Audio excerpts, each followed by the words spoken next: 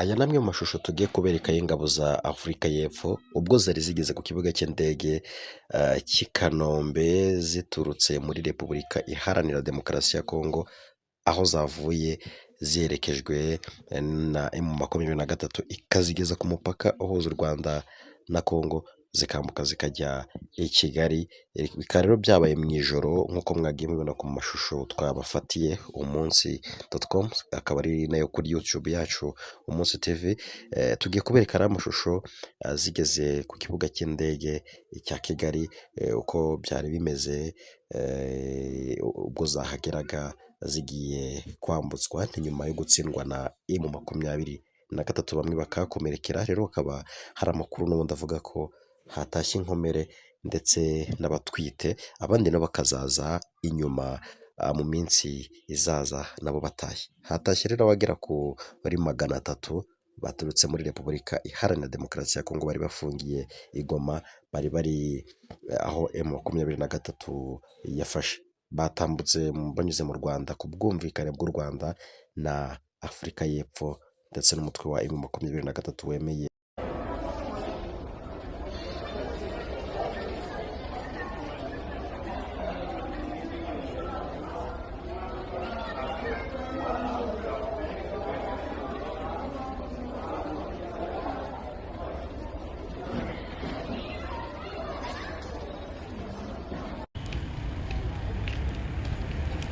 Hano turi mu mujyi wa Musanze. Ndani mu mujyi wa Musanze urabona izi ni ngabo za Sadeke ndetse n'iza Afurika y'Epfo, zose ngizi zirazamutse kabisa. Hano rahibereye 5 kwa 5 kabisa. Murabona ko barazamutse. Ingabo za Afurika y'Epfo n'iza Sadeke zaciye mu Rwanda kugira ngo bazabone ukuntu babohereza iwabo. Ibirori turakomeza kubohereza ejo mu gitondo hano Musanze, ni Tour du Rwanda. Ibirori turacyabibahereza show, nta mpamvu yo gucikwa. Murabona ko barazamutse i Kigali, baraherekejwe n'imodoka za military police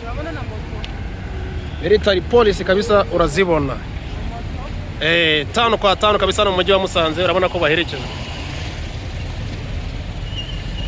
urabona ko muherekejwe kabisa.